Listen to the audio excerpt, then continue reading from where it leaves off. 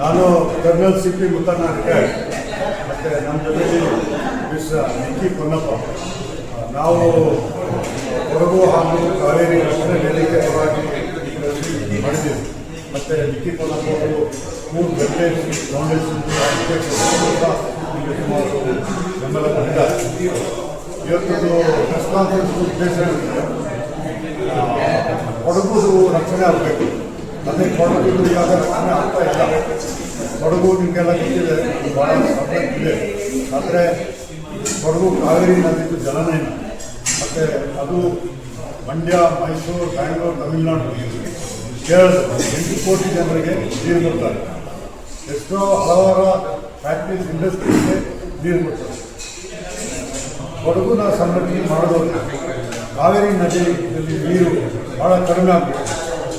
ಬ್ಯಾಂಗ್ಳೂರು ಜನಗಳಿಗೆ, ಮೈಸೂರು ಜನರಿಗೆ, ಮಂಡ್ಯದಲ್ಲಿ ರೈತರಿಗೆ ತುಂಬ ತೊಂದರೆ. ಅದಕ್ಕಾಗಿ ಕೊಡಗು ರಕ್ಷಣೆ ಆಗಬೇಕು. ಮತ್ತು ರಕ್ಷಣೆ ಆಗಲಿಕ್ಕೆ ನಮಗೆ ಏನು ಬೇಕು, ಏನು ಬೇಡ ಅಂತ ನಾವು ನಮ್ಮ ಎಲೆಕ್ಟೆಡ್ ರೆಪ್ರೆಸೆಂಟೇಟಿವ್ ಮತ್ತು ಗೌರ್ಮೆಂಟ್ಗೆ ಹೇಳ್ತಾ ಇದ್ದೀವಿ. ಮುಖ್ಯವಾಗಿ ಈ ನಗರೀಕರಣ ನೀಡಬೇಕು. ಹಲವಾರು ರಿಸಾರ್ಟ್ಸು, ಲೇಔಟ್ ಬಂತು ಹಾಳಾಗ್ತಾ ಇದೆ. ಇದು ಕರ್ನಾಟಕ ಲ್ಯಾಂಡ್ ಯೂನಿಟ್ 64 ಉಲ್ಲಂಘನೆ ಆಗ್ತಾ ಇದೆ. ನಾವು ಹೈಕೋರ್ಟಲ್ಲಿ ಇದ್ದೀವಿ. 2 ದಿವಸದಲ್ಲಿ ನಮಗೆ ಫೈನಲ್ ಆರ್ಡರ್ಸ್. ಇನ್ನೊಂದು ನಾವು ಮುಖ್ಯವಾಗಿ ಕೇಳ್ತಾ ಇದ್ದೀವಿ, ಹೊರಗಿನಲ್ಲಿ ಹೊರಗಡೆ ತಂದು ಜಾಗ ಹಿಡಿಯೋಕ್ಕೆ ಬಿಡಬಾರ್ದು. ಹೊರಗಡೆ ಜನರಿಗೆ ಜಾಗ ಖರೀದಿ ಮಾಡಲಿಕ್ಕೆ ಅವಕಾಶ ಸಿಗಬಾರ್ದು. ಅದು ಮತ್ತೊಂದು ಕಾನೂನು ಬರಬೇಕು. ಮತ್ತು ಈ ಕಾನೂನು ನಮ್ಮ ಕಂಪ್ಲೀಟ್ ಮಲೆನಾಡು ಪ್ರದೇಶಕ್ಕೆ ಬರಬೇಕು ಅಂತ ನಾವು ಕೇಳ್ತಾ ಇದ್ದೀವಿ.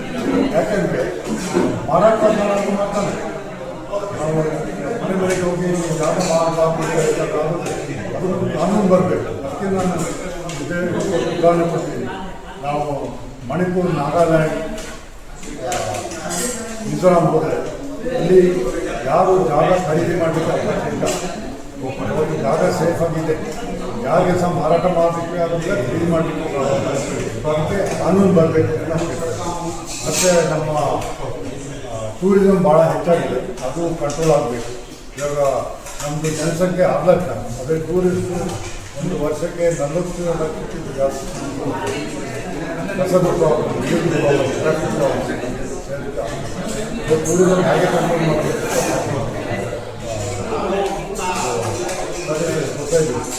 ಮತ್ತು ಈ ಆನೆ, ಹುಲಿ ಪ್ರಾಬ್ಲಮ್ ಇದೆ. ಮಾನವ ವನ್ಯಪ್ರಾಣಿ ಸಂಘರ್ಷ, ಅದಕ್ಕೆ ಏನು ಮಾಡಬೇಕು ಅಂತ ಸಹ ನಾವು ಈ ವಿಷಯ ತಂಡಕ್ಕೆ ನೆಟ್ಟು ಕೊಟ್ಟಿದ್ದೇವೆ. ಇವಾಗ ಮಾನ್ಯ ಮುಖ್ಯಮಂತ್ರಿ ಭಾಳ ಆಗಿದ್ದಾರೆ, ಅವ್ರಿಗೆ ಸಹ ಏನು ಮಾಡಬೇಕು ಅಂತ ನಾವು ಮಾಡಿದ್ದೇವೆ.